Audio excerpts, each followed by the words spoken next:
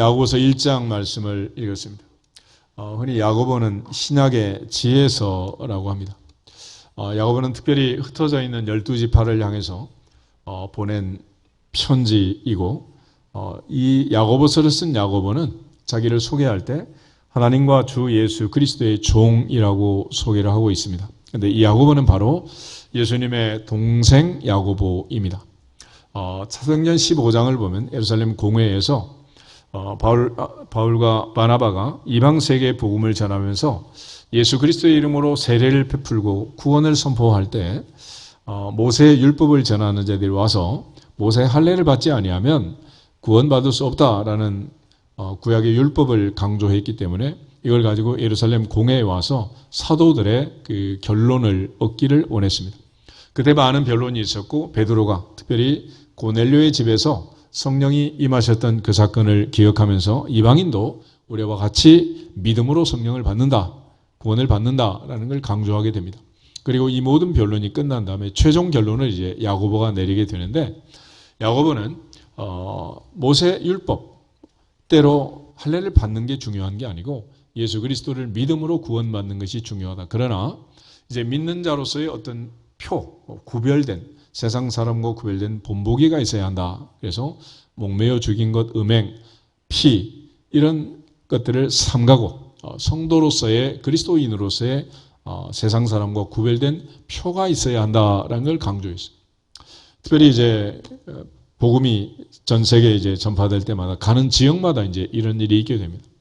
중국 같은 경우는 이제 아편 전쟁 이후로 이제 많은 사람들이 아편에 취해서 있었기 때문에 중국의 크리스천은 아편 안 하는 사람, 이렇게 이제 선교사들이 아편을 하지 않도록 이제 강조했고, 조선 땅에 복음이 들어왔을 때 이 땅은 주로 이제 술, 담배에 찌들어 있었기 때문에 특별히 이제 한국에서 예수 믿는 사람은 술, 담배 안 하는 사람, 이렇게 이제 구별된 표를 이제 선교사들이 강조를 했죠.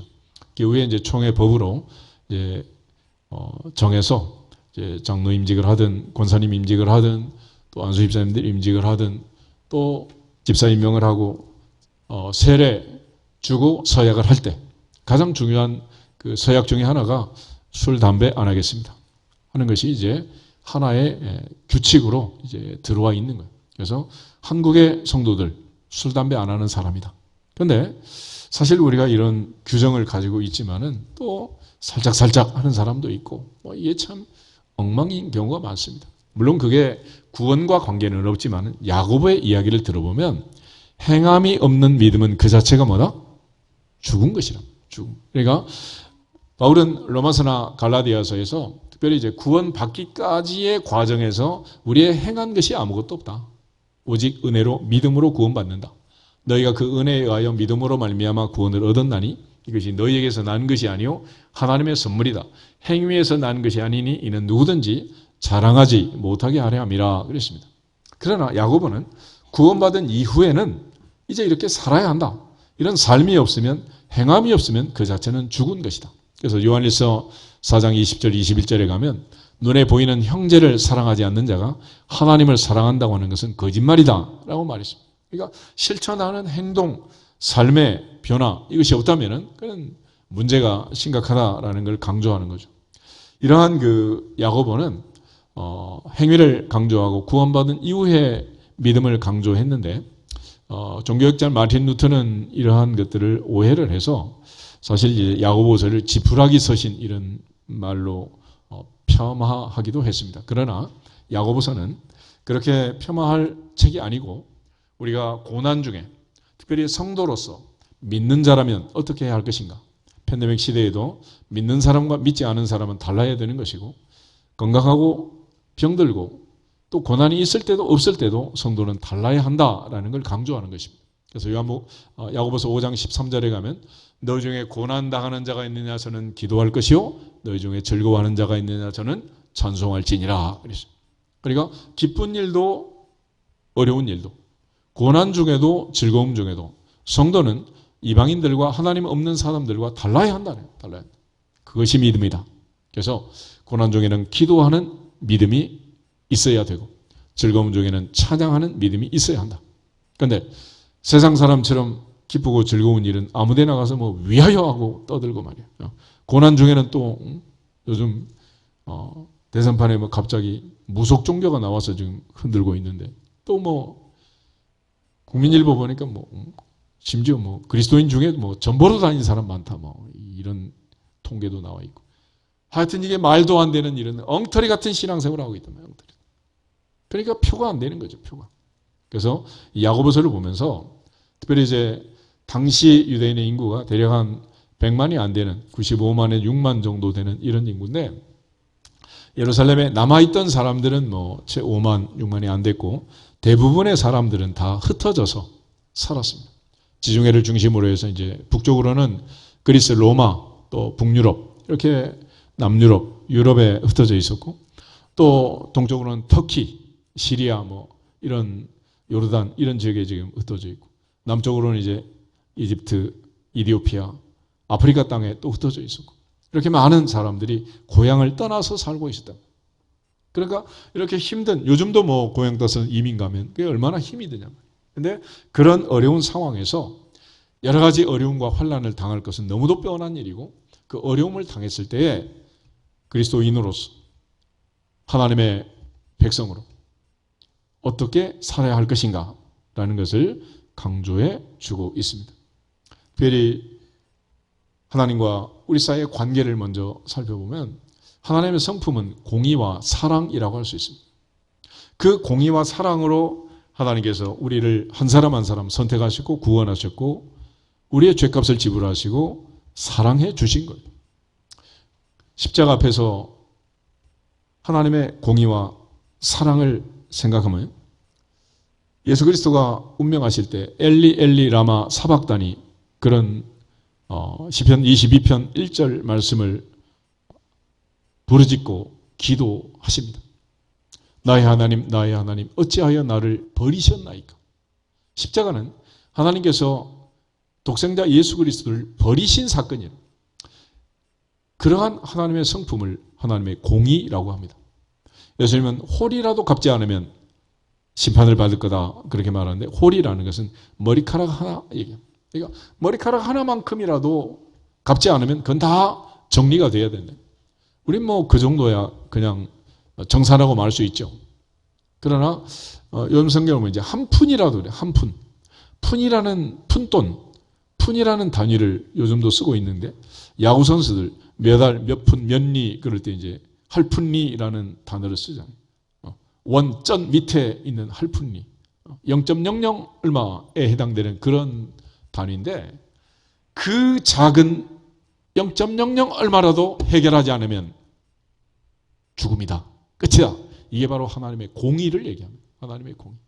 그러니까 나는 뭐 별로 지은 게 없는데요, 별로 가지고 안 된단 말이에요. 100% 완전히 깨끗하지 아니하면 십자가의 보혈, 죄 없는 예수 그리스도의 그 피가 아니면 아무도 구속받을 수 없다. 이게 바로 십자가라는 것입니다. 반면에 로마서 5장 6절, 8절, 10절에 있는 말씀처럼 우리가 연약할 때, 우리가 죄인이었을 때, 우리가 원수였을 때 예수님께서 십자가의 죽으심으로 하나님께서 우리에 대한 자기의 사랑을 확증하셨느니라. 그 사랑으로 한 사람 한 사람 우리를 살려주신, 이게 바로 하나님의 사랑의 성품입니다. 하나님이 그렇게까지 사랑하시고 예수 그리스도를 버리시고 우리를 선택하신 하나님의 백성들이기 때문에 하나님께서 우리의 삶을 내버려 두거나 무관심하거나 그러지 않는단 말이에요. 내가 너를 구속하였고 내가 너를 지명하여 불렀나니 너는 내 것이다. 너는 내 것이다. 너희는 너희 것이 아니라 값으로 산 것이 되었으니 그런즉 너희 몸으로 하나님께 영광을 돌리라 그랬잖아요. 우리가 살아도 주를 위하여 살고 죽어도 주를 위하여 죽나니 사나 죽으나 우리가 주님의 것이로다. 주님의 것이로다. 그러므로 주님께서 우리의 삶에 환난과 고난이 왔을 때 어떻게 대처하고 이겨야 하는가를 우리에게 가르쳐 주시는 거죠. 구약시대 3000년 전 다윗 시대에도 얼마나 많은 환난과 시련이 있었습니까? 그러나 그때마다 나의 도움이 어디서 올고 나의 도움은 천지를 지으신 여호와에게서로다. 할렐루야. 다윗이 모든 원수를 물리치고 하나님 앞에 찬송하며 기도하며 고백할 때 여호와는 나의 목자시니 내게 부족함이 없으리로다. 여호와는 나의 산성이요 나의 요새요 환난 날에 나를 도우실, 내가 피할 피난처시요 나의 도움이시라. 할렐루야. 오직 하나님만이 우리를 도울 수 있고 도와줄 수 있다. 그 외에는 방법이 없다는. 예수님께서도 사람으로는 할 수 없으되 하나님으로서는 다 하실 수 있느니라. 다 하실 수 있느니라.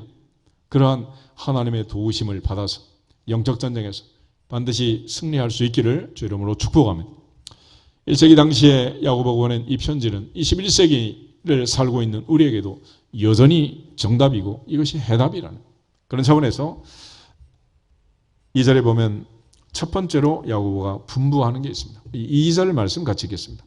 내 형제들아 너희가 여러 가지 시험을 당하거든 온전히 기쁘게 여기라. 아멘. 환난이 오고 시련이 왔는데 어떻게 기뻐할 수 있느냐라는 거예요.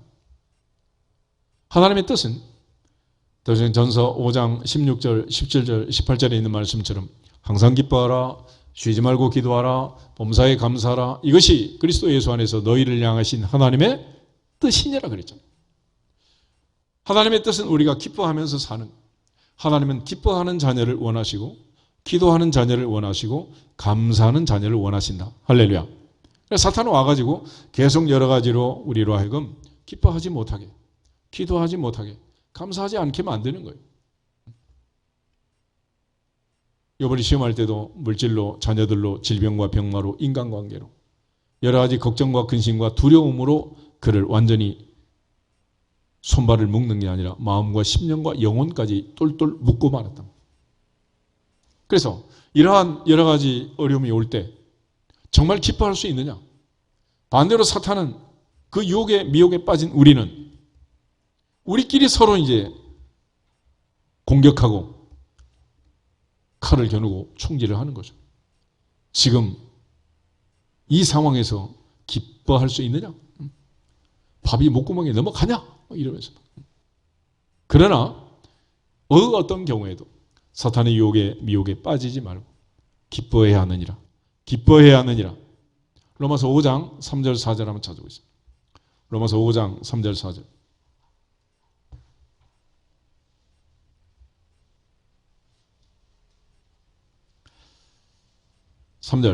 다만 이뿐 아니라 우리가 환난 중에도 즐거워하나니 이는 환난은 인내를, 인내는 연단을, 연단은 소망을 이루는 줄 알미로다. 아멘. 우리는 환난 중에도 즐거워해야 한다. 왜냐하면 환난은 인내를, 인내는 연단을, 연단은 마침내 소망을 이루는 줄 알기 때문이라. 그래서 흔히 고난은 위장된 축복이다 그렇게 표현을 하는 거죠. 하나님께서 우리에게 은혜를 주시려고 이 환난을 보내시고 환난을 잘 겪고 이겨내면 반드시 환난은 인내를, 인내는 연단을, 연단은 소망을 이루게 될 줄로 믿습니다. 그런 차원에서 야고보 역시 네 형제들아 너희가 여러 가지 시험을 당하거든 온전히 기쁘게 여기라. 이는 너희의 믿음의 시련이 인내를 만들어내는 줄 너희가 알미라 라고 말했습니다. 야고보 말하는 이 시험, 시련, 고난, 환난 여러 가지 표현을 쓰는데 이거는 크게 이제 우리말로는 여러 가지 혼동이 되는데 두 종류로 말할 수가 있어요. 우리가 이제 병에 걸릴 때 두 가지 종류의 병이 있는데 하나는 요즘 코로나19 바이러스처럼 밖에서 내게 들어와가지고 내 몸을 손상시키는 이런 병이 있고 또 하나는 내 몸에서 면역이 약해가지고 자기 세포가 자기를 공격하는 이런 돌연변이가 있다. 마찬가지로 여러 가지 우환과 질고가 올 때도 하나는 밖에서 오는 거예요. 밖에서. 내가 잘못이 없는데 내가 굳이 뭐 그럴 일을 당할 만한 일을 하지 않았는데 밖에서 재난이 오는 거예요. 그래서 사탄이 욥을 공격할 때도 물질적으로 공격을 하죠. 자녀들을 통해서 공격을 하죠. 또 몸에 질병을 갖다가 공격을 하죠. 인간관계로 공격을 하죠. 이거는 밖에서 오는 외환,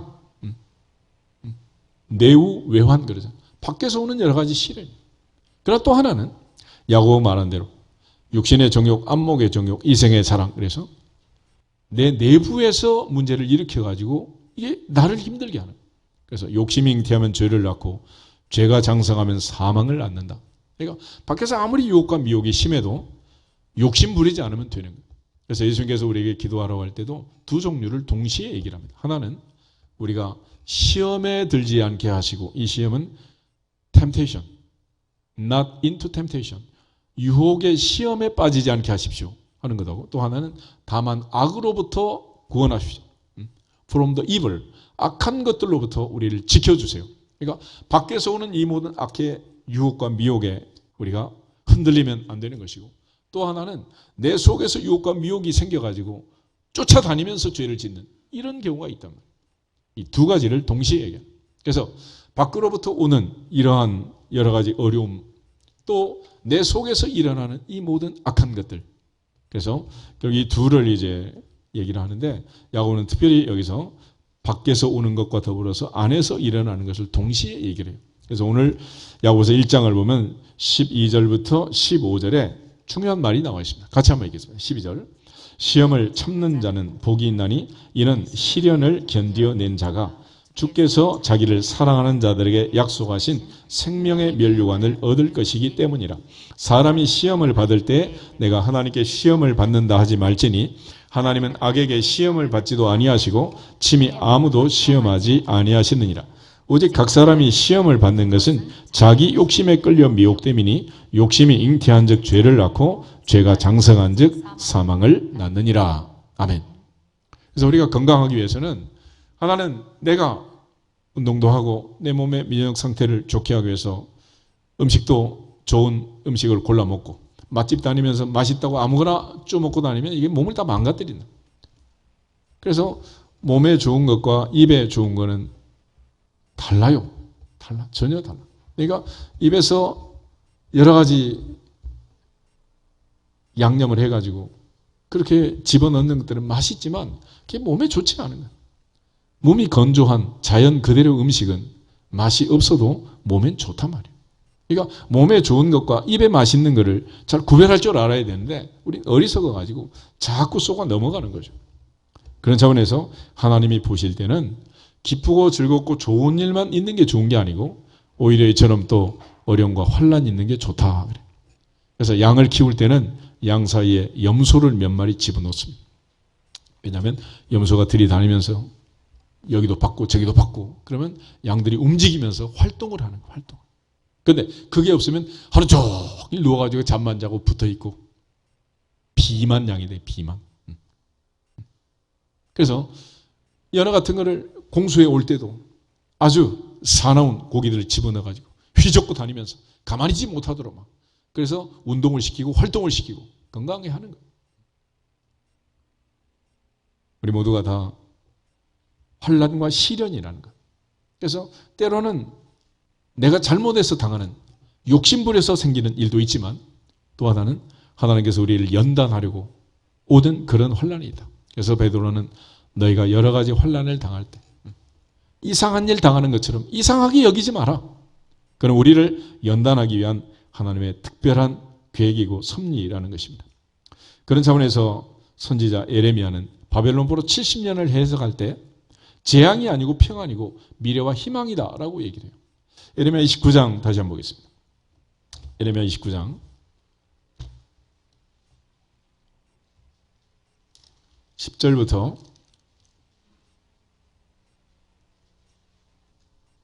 예레미야 29장 10절부터 14절까지 10절 여호와께서 이와 같이 말씀하시니라. 바벨론에서 70년이 차면 내가 너희를 돌보고 나의 선한 말을 너희에게 성취하여 너희를 이곳으로 돌아오게 하리라. 여호와의 말씀이니라. 너희를 향한 나의 생각을 내가 아나니 평안이요 재앙이 아니니라. 너희에게 미래와 희망을 주는 것이니라. 너희가 내게 부르짖으며 내게 와서 기도하면 내가 너희들의 기도를 들을 것이요 너희가 온 마음으로 나를 구하면 나를 찾을 것이요 나를 만나리라.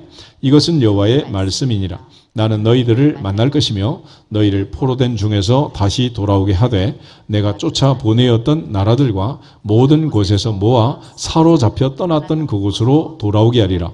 이것은 여호와의 말씀이니라. 아멘. 하나님의 바벨론 포로 70년은 70년 후에 다시 돌아오게 하다는 거예요. 그럼 가만두지 왜 그러시냐. 바벨론 포로 70년이라는 것은 하나님께서 약속한 그 땅에 애굽에서 430년 종살이를 마치고 돌아온 백성들이 하나님이 주신 그 은혜를 누리며 살았으면 좋은데 여호와의 목전에 악을 행하고 또 악을 행하고 부르짖으면 또 살려주면 또 악을 행하고 그래서 하나님께서 참다 못 참겠다.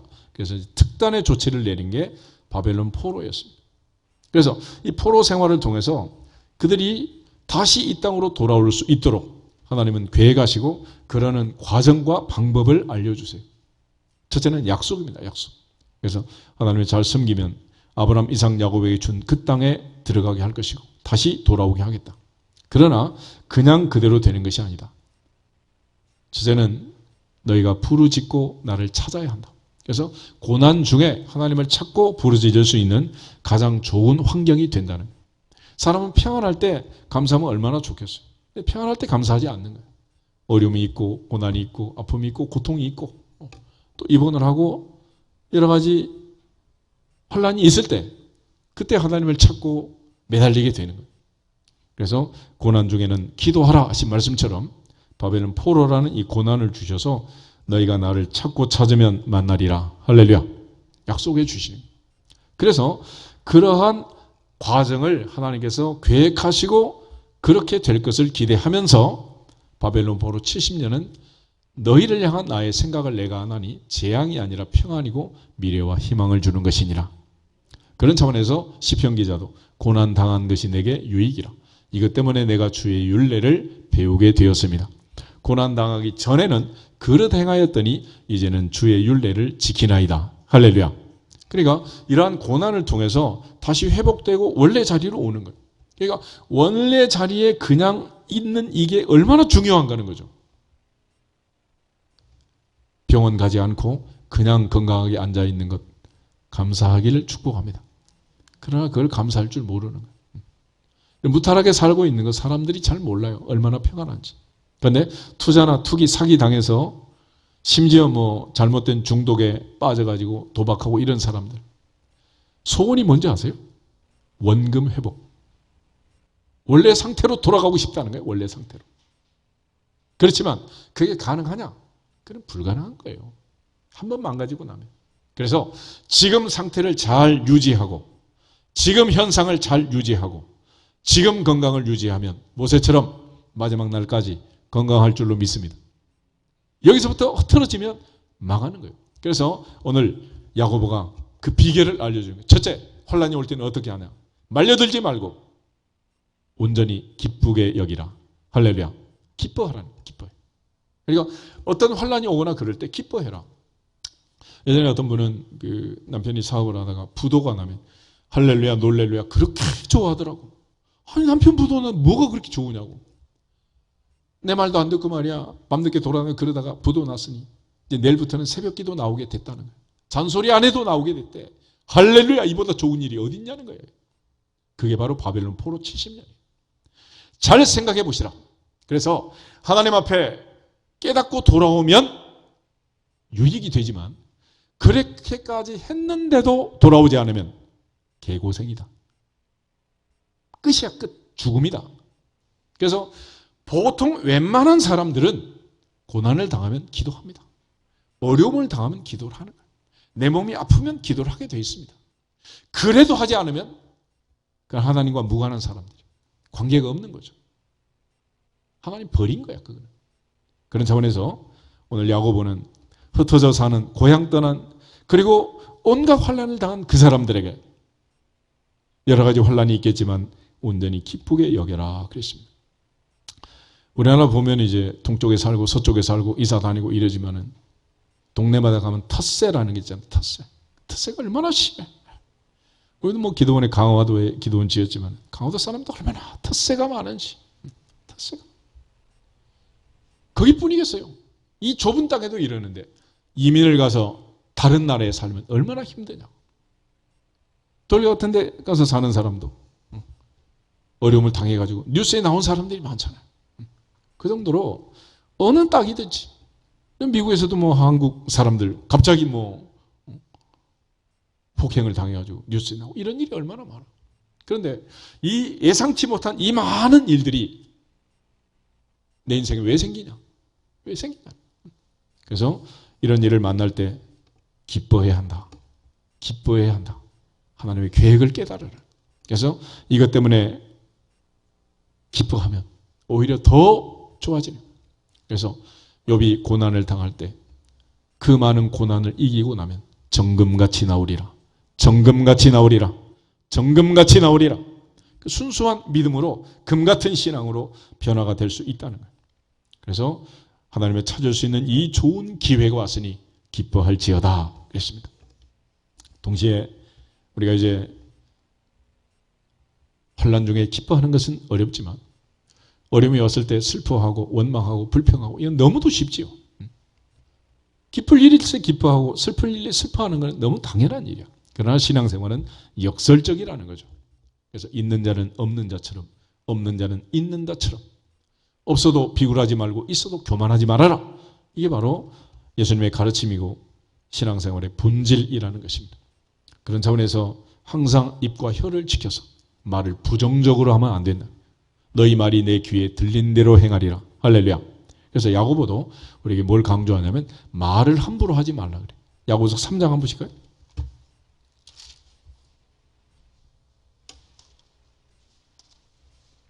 1절에서 6절까지만 같이 한번 읽겠습니다. 야고보서 3장 1절.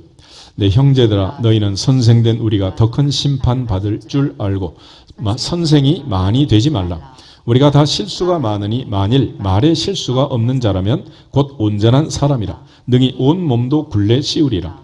우리가 말들의 입에 재갈 물리는 것은 우리에게 순종하게 하려고 그 온 몸을 제어하는 것이라. 또 배를 보라. 그렇게 크고 광풍에 밀려가는 것들을 지극히 작은 키로 써 사공의 뜻대로 운행하나니 이와 같이 혀도 작은 지체로 돼 큰 것을 자랑하도다. 보라 얼마나 작은 불이 얼마나 많은 나무를 태우는가. 혀는 곧 불이요 불의의 세계라. 혀는 우리 지체 중에서 온몸을 더럽히고 삶의 수레바퀴를 불사르나니 그 사르는 것이 지옥불에서 나느니라. 아멘. 야생마를 재갈을 물려 준말을 만들죠. 거대한 항공모함을 꽁무니에 있는 키가 방향을 바꾸게 됩니다. 이와 같은 역할을 하는 게 인생에 있어서 새치 혀가 그런 역할을 한다는 거예요. 그래서 다윗은 내 입의 말이 마음의 묵상이 주님 앞에 연락되기를 원합니다. 그랬고 하나님께서는 너희 말이 내 귀에 들린 대로 행하리라 그랬습니다. 특별히 말이 얼마나 중요한가. 말이. 그런 차원에서 고난 중에 여호와를 찾고 찾으면 간절히 부르짖고 구하면 만나주겠다 약속하신 하나님을 믿고 하나님 앞에 절대 절망 속에서라도 절대 희망의 언어로 기도할 수 있기를 주님의 이름으로 축복합니다. 두 번째는 야고보서 1장 3절 4절 보면 인내를 강조하고 있습니다. 3절 4절 같이 읽겠습니다. 이는 너희 믿음의 시련이 인내를 만들어내는 줄 너희가 알미라. 인내를 온전히 이루라. 이는 너희로 온전하고 구비하여 조금도 부족함이 없게 하려 함이라. 아멘. 그래서 로마서 말씀처럼 환난은 인내를, 인내는 연단을, 연단은 소망을 이루게 되는데 우리가 온전히 기뻐해야 할 이유는 인내를 온전히 이룰 수 있는 절호의 기회이기 때문이다 그랬습니다. 신앙생활은 결국 인내하는 것입니다. 고난을 이기는 가장 중요한 방법은 참고 견디는 것이다. 그래서 얼만큼 잘 참고 견디느냐에 따라서 그 사람의 믿음의 수준을 측량할 수 있고 척도할 수 있다는 거예요. 그래서 보통 화를 내는 사람들이 하는 말은 내가 지금 화가 안 나게 생겼냐고 당신 같으면 그러면서 들이대지만 그럼에도 불구하고 성도는 참아야 하느니라. 참아야 하느니라. 그래서 사도 바울은 그 오래 참음을 가리켜서 고린도서 13장에 하면 사랑을 정의하는데 첫 번째 정의가 사랑은 오래 참고 모든 것을 참고 참는다는 거예요. 참아. 그리고 그 오래 참음을 성령의 열매 속에 집어넣는 거죠. 오직 성령의 열매는 사랑과 희락과 오래 참음과 자비와 양성과 충성과 온유와 절제니 이 같은 것을 금지할 법이 없다. 그러므로 우리가 살면서 도저히 참을 수 없는 상황을 참아내는 사람은 뭐 하는 사람이요? 사랑하는 사람이에요. 사랑하는 사람. 그래서 옆집 손자 손녀 같으면 뭐 안 참겠지만 내가 사랑하는 손자 손녀는 참아내게 돼 있는 거예요. 이유는 뭐요? 사랑하니까. 그 오래 참고 인내하는 그것을 가리켜 성경은 사랑이라고 합니다. 하나님은 얼만큼 참으셨냐? 베드로 후서 3장 한번 보겠습니다. 베드로 후서 3장. 야고보 바로 다음에 베드로 전후서가 있습니다. 베드로 후서 3장 8절, 9절 두 절을 갖추겠습니다. 8절 사랑하는 자들아 주께는 하루가 1000년 같고 1000년이 하루 같다는 이 한 가지를 잊지 말라. 주의 약속은 어떤 이들이 더디다고 생각하는 것 같이 더딘 것이 아니라 오직 주께서는 너희를 대하여 오래 참으사 아무도 멸망하지 아니하고 다 회개하기에 이르기를 원하시느니라. 아멘. 베드로는 여기서 1000년을 하루같이, 하루를 1000년같이 참으시는 하나님을 소개합니다. 오직 주께서는 너희를 대하여 오래 참으사. 만약 하나님이 이처럼 참아주지 않았으면 우린 없는 거예요. 만약에 하나님이 지금까지 참지 않고 10년 전에, 20년 전에, 30년 전에 문 닫았으면 큰일 날 사람 한둘이 아니란 말이에요. 하나님이 참아주셨기 때문에 내가 있고 우리가 있는 거 아닙니까? 그런 차원에서 이제는 70번씩 7번도 용서하시고 한 번 사랑하시면 끝까지 사랑하시고 십자가를 참으시고 1000년을 하루같이 주님 운명하시고도 2000년이 넘도록 아직도 참고 계신 그 하나님의 사랑 마음에 새겨서 인내를 온전히 이루기를 축복합니다. 그것이 인내라는 인내. 참을 만큼 참았어요. 3번 참았는데요. 그게 인내가 아니고 인내는 끝까지 참는 끝까지. 그래서 오늘 야고보는 인내를 얘기할 때 3가지 예를 들고 있습니다. 야고보서 5장을 다시 보시면 7절부터 11절에 첫째는 농부의 인내, 두 번째는 선지자의 인내, 세 번째는 욥의 인내를 얘기합니다. 먼저 농부의 인내가 나와 있는데 우리 1절, 2절, 2절을 같이 한번 보겠습니다. 그러므로 형제들아 주께서 강림하시기까지 길이 참으라. 보라 농부가 땅에서 나는 귀한 열매를 바라고 길이 참아 이른 비와 늦은 비를 기다리나니 너희도 길이 참고 마음을 굳건하게 하라. 주의 강림이 가까우니라. 아멘. 농부 생활, 농사꾼들의 삶, 농부의 삶에 있어서 가장 중요한 덕목은 뭐 하는 거다? 인내라는. 농사는 아무나 짓나. 인내하는, 인내. 우리가 요즘 이제 귀농귀촌 하시는 분들이 있잖아요. 도시에서 매월 월급을 받고 그러다가 이제 농사꾼이 되는데 참지 못하고 다시 이제 돌아오신 분들이 많습니다. 왜 그러냐? 농사라는 것은 뭐 베트남 같은 데 가면 2모작, 3모작 그래가지고 이제 1년에 2번, 3번씩 수확을 할 수 있지만 우리나라는 대부분 1모작이야. 1모작. 쌀도 한 번 거두고 밀도 보리도 한 번 거두고 콩도 호박도 한 번 거두지 뭐. 비닐하우스에서 농사 짓는 사람들이 뭐 어쩌다 토마토 뭐 겨울에도 나오고 그러지만 이게 농사라는 건 수요와 공급의 법칙에 의해서 내가 추수할 때 옆집은 안 하면 얼마나 좋겠어. 다 추수하고 물량이 많아지니까 배추밭, 무밭 다 갈아엎는 거 아니겠어. 인건비도 안 나온단 말이에요. 그래서 농협에서 헐값에 싸가지고 저장했다가 1년 내내 팔고 우리는 비싸게 먹고 사는 게 농사란 말이에요. 농사. 그 긴 세월 할머니, 할아버지, 아버지, 어머니 그 농사 지어서 여러분 다 공부시켜서 여기 온 거 아니에요. 그 긴 세월 그분들이 하신 일은 뭐였다? 참은 거예요. 참아. 인내란 말이에요. 인내. 근데 요즘은 참지를 않잖아. 못 참아. 그래서 시골 가면 뭐 귀농귀촌하면 좋을 것 같아도 가보세요. 그게. 인내하지 못하는 사람은 안 되는 거예요. 서울에서도 안 되고 시골 가도 안 되고 다 안 되는 거야. 또 하나 선지자의 인내를 얘기합니다. 9절, 10절 야고보서 5장 다시 보겠습니다. 9절 형제들아 서로 원망하지 말라. 그리하여야 심판을 면하리라. 보라 심판주가 문 밖에서 계시니라. 형제들아 주의 이름으로 말한 선지자들의 고난과 오래 참음의 본으로 삼으라. 아멘. 사도 바울은 주 예수께 받은 사명, 그 사명을 위해서 환난과 결박이 기다리지만은 죽음을 불사하고 달려갈 길을 달려갔습니다. 여러분 사도행전 16장에 가면 주 예수를 믿어라 그리하면 너와 내 집이 구원을 받으리라. 감옥 안에 바울이 들어가서 밤새워 기도하고 찬양하고 옥문이 터지고 지진이 나고 자결하려는 간수장을 붙들고 안 도망갔다. 참아라. 그래서 이제 유명한 대화가 나오잖아요. 근데 그날 밤 여러분 잘 생각해 보세요.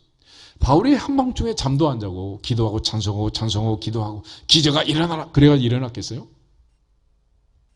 사람이 손가락 발가락 하나만 아파도 잠을 못 자는데 죄 없이 얻어맞고 손발을 쇠사슬로 묶어놓고 살점이 떨어지고 약도 안 발라주고 얼마나 아프겠어요.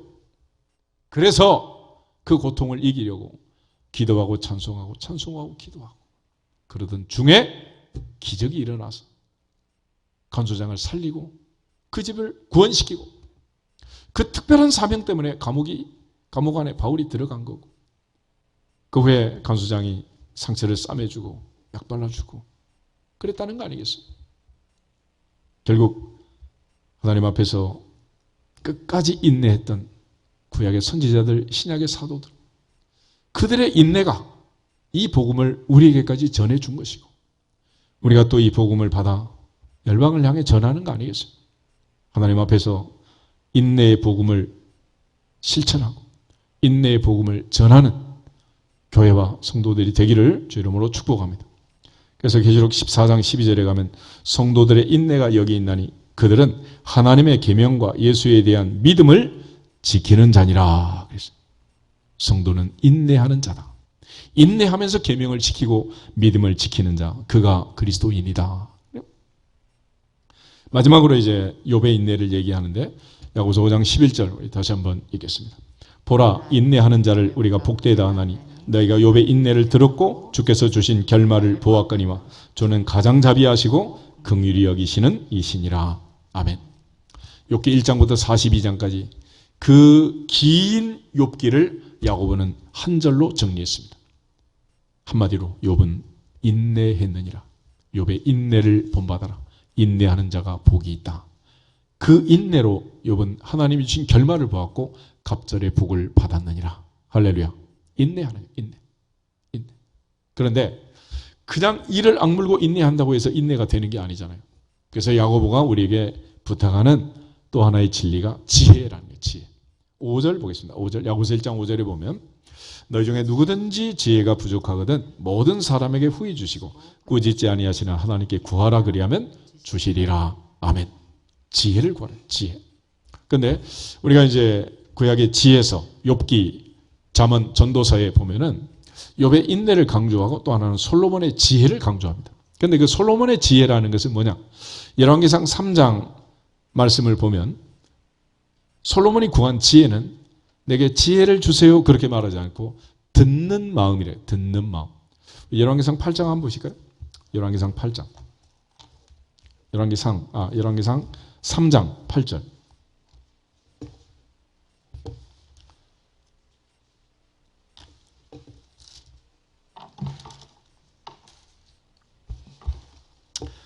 (8절하고) (9절하고) (10절) 세 절을 같이 보도록 하겠습니다. 주께서 택하신 백성 가운데 있나이다. 그들은 큰 백성이라 수요가 많아서 셀 수도 없고 기록할 수도 없사오니 누가 주의 이 많은 백성을 재판할 수 있사오리까? 듣는 마음을 종에게 주사 주의 백성을 재판하여 선악을 분별하게 하옵소서. 솔로몬이 이것을 구하매 그 말씀이 주의 마음에 든지라. 아멘. 듣는 마음을 종에게 주사 백성을 재판하고 선악을 분별하게 하옵소서. 그래서 여호와를 경외하는 것이 지혜의 근본이라고 했는데 여호와를 경외함은 하나님을 두려워한다는 것은 내 인생에 항상 하나님이 계신다는 것을 인정하는 것이고 솔로몬이 구한 그 지혜라는 것은 삶 속에서 지혜, 참과 거짓을 분별하는 능력을 지혜라고 했습니다. 그래서 솔로몬은 특별히 하나님 앞에 듣는 마음을 주세요 그랬는데 보통 이제 사람들이 보면은 귀가 얇다, 팔랑귀 이런 얘기를 하죠. 에덴 동산의 아담과 하와부터 시작해서 팔랑귀가 돼가지고 에덴 동산을 하루아침에 다 뺏기고 만 거 아니에요. 요즘도 그렇게 보이시피성에 대한 주의사항을 많이 말을 해도 사기를 당한 사람은 점점 많아지고 있다 그러잖아요. 점점 많아지고. 무슨 일이겠습니까? 우리가 그 많은 정보를 듣는데 참과 거짓을 분별하지 못하는 거예요. 자꾸 속아 넘어가는 거죠. 뭐가 없어서? 지혜가 없어서. 지혜가. 그래서 앞으로 여러분이 인생을 살면서 무탈하게 사는 방법 중에 하나는 지혜가 필요한 거예요. 지혜가. 그래서 욕심 부리지 말고 있는 바를 족한 줄로 알고 한 방 노리지 말고 그래서 많은 사람들이 그 정보를 잘못 들어가지고 내 인생에 이런 행운이 있을 수가 있나? 라는 그런 허황된 생각을 하고, 신문에 하고 뉴스에 하고 다 나오면 그거는 인류가 다 알고 있는 정보야. 그게 무슨 정보가 되겠어? 그런데도 속아 넘어간 사람이 한둘이 아니라는 거죠. 그래서 하나님의 지혜를 구해라. 하나님께 지혜를 구해라. 하나님께 지혜를 구해라. 내 방법대로, 내 생각대로 하지 말라는 거죠. 그래서 누구든지 지혜가 부족하거든, 이게 조건인데, 그러니까 내가 방법이 없습니다. 내가 바보였습니다. 나는 정말 모자랍니다. 나는 어리석습니다. 라는 것을 인정하는 그 사람에게 하나님이 지혜를 주시는 거예요. 그리고 아직까지 기도 안 하는 사람은 나는 똑똑하다. 내게는 방법이 많다. 하나님도 모르는 묘수가, 신의 한 수가 내게 있다. 이렇게 말하는 사람은 절대 기도하지 않지.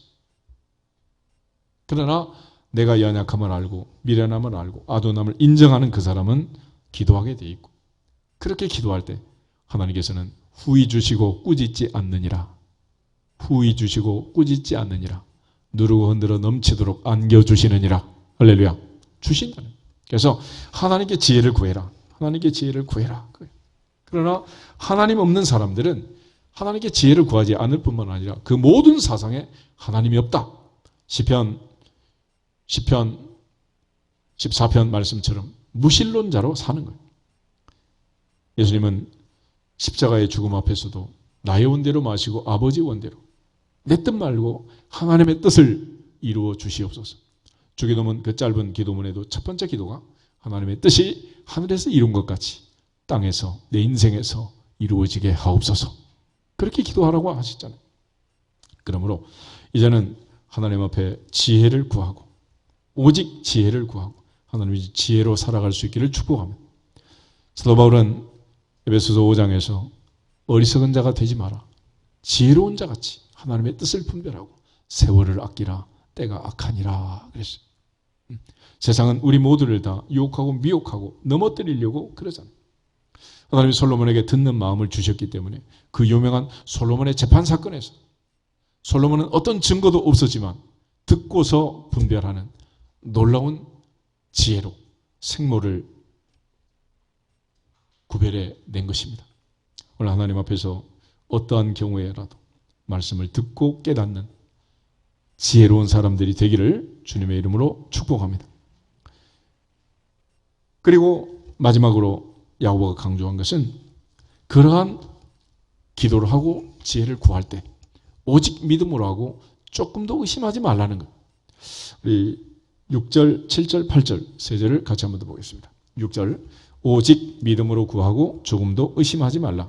의심하는 자는 마치 바람에 밀려 요동하는 바다 물결 같으니 이런 사람은 무엇이든지 주께 얻기를 생각하지 말라. 두 마음을 품어 모든 일에 정함이 없는 자로다. 아멘. 의심하지 말고 두 마음을 품지 말고 오직 한 마음으로 하나님께 구하라. 너희가 무엇인 믿고 구한 것은 반절로 믿어라. 그러면 너희에게 그대로 되리라. 누구든지 산을 향하여 바다에 던져지라 말하고 말하는 것이 이루어질 줄 믿고 의심하지 않으면 그대로 되리라. 그래서 예수께서는 오직 믿음으로 기도하라고 말씀하셨고, 믿음으로 구한 것은 받을 줄이 아니라 받은 줄로 믿어라. 받은 줄로 믿어라. 오늘 야고보도 역시 마찬가지. 하나님께 지혜를 구할 때는 아무것도 염려하지 마라. 조금도 의심하지 마라. 의심하는 자는 바람에 밀려 요동하는 바닷물결처럼 두 마음을 품고 아무것도 얻을 수 없다라고 말했습니다. 이제 하나님 앞에 기도하고 온전히 하나님께 맡기고 믿음으로 위기에서 벗어나기를 축복합니다. 특별히 다윗은 시편 34편을 보면 사무엘상 21장 10절부터 15절의 사건을 노래하고 있습니다. 그는 가드왕 아기스에게 붙잡혀서 죽음의 위기에 처하게 됩니다. 가드라는 곳은 골리앗의 고향이고 그 가드 사람들은 다윗의 인상착의를 누구보다도 잘 알고 있었어요. 그런데 놀랍게 아기스는 다윗을 알아보지 못했고 내쫓아라 했습니다. 미치광이처럼 침을 흘리고 그적거리는 이 다윗을 보면서 내게 미치광이가 부족해서 끌고 왔느냐, 내쫓아라 그랬어요. 어떻게 그런 일이 벌어졌을까? 시편 34편 한번 보겠습니다. 시편 34편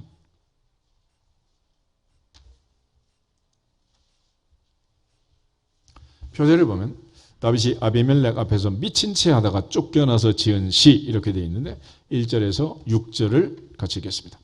내가 여호와를 항상 송축하며 내 입술로 항상 주를 찬양하리다. 내 영혼이 여호와를 자랑하리니 곤고한 자들이 이를 듣고 기뻐하리로다. 나와 함께 여호와를 광대하시다 하며 함께 그의 이름을 높이세. 내가 여호와께 간구하며 내게 응답하시고 내 모든 두려움에서 나를 건지셨도다. 그들이 주를 앙망하고 광채를 내었으니 그들의 얼굴은 부끄럽지 아니하리로다. 이 곤고한 자가 부르짖음에 여호와께서 들으시고 그의 모든 환난에서 구원하셨도다. 아멘. 다윗은 그때 하나님께 기도했다고 말합니다. 4절 내가 여호와께 간구하며 내게 응답하시고 내 모든 두려움에서 나를 건져주셨습니다. 6절도 이 곤고한 자가 부르짖음에 여호와께서 들으시고 그 모든 환난에서 구원하셨도다. 다윗은 순간적으로 하나님께 기도했고 하나님께는 다윗에게 순간적으로 지혜를 주신 거예요. 다윗아 미친 척해라. 그리고 다윗은 미친 척했고 하나님은 아기스의 눈을 가리웠고 아기스는 쫓아내시피 다윗을 쫓아냈고 다윗은 그렇게 해서 살아났다는 거예요. 이걸 이렇게 영적 순발력이라 그래요. 하나님 앞에서 영적으로 민감하시기를 축복합니다. 하나님께 구하면 들으시고 어떤 위기 속에서도 살려주실 줄로 믿습니다. 그런 차원에서 에레미야는 감옥에 갇혔는데 하나님이 찾아오셨어요. 이제 내가 뭘 할 수 있겠습니까? 해도 너무하십니다. 감옥에 가둬놓고 이제 오셔서 뭘 어쩌라는 얘기입니까? 그럴 때 하나님이 그 유명한 말씀을 주신 거예요. 에레미야 32장 2절에 일을 행하는 여호와 그것을 지어 성취하는 여호와 그 이름을 여호와라는 자가 이같이 이르노라. 너는 내게 부르짖으라. 내가 내게 응답하겠고 내가 알지 못하는 크고 은밀한 일을 내게 보이리라. 내게 보이리라. 내게 보이리라. 시공을 초월해서 언제 어디서나 할 수 있는 게 기도이고 기도는 하나님의 보좌를 움직일 수 있는 가장 중요한 성도의 무기인 것입니다. 하나님께서는 에레미야를 통해서 감옥 안에 있는 에레미야를 통해서 부르짖으라 말씀하시고 하나님 응답을 약속해 주었습니다. 다니엘은 사자굴 앞에 두고도 하나님께 기도하고 요나는 물고기 뱃속에서도 기도하고 바울은 유라굴과 광풍 속에서도 기도하고 하나님께 기도하되 그냥 기도하는 것이 아니라 오직 믿음으로 구하고 조금도 뭐 하지 말라. 의심하지 말라. 의심하지 말라. 그래서 성도 중에 제일 불쌍한 성도가 기도는 기도대로 하고 근심은 그 근심대로 하는 사람. 걱정은 태산같이 하면서 또 기도는 또 1등으로 하는 사람. 둘 중에 하나만 하시기 바랍니다. 의미가 없는 거예요. 그러므로 오늘부터는 오직 믿음으로 구하고 감사함으로 응답받는 주인공들이 되시기를 주 이름으로 축복합니다. 바로 그 인내와 그 지혜가 오늘 21세기 팬데믹 속에서도 어떤 위기 속에서도 우리를 살려낼 줄로 믿습니다. 다 같이 주 예수 그리스도의 이름으로 하늘문화 열릴지어다 선포하고 기도하겠습니다.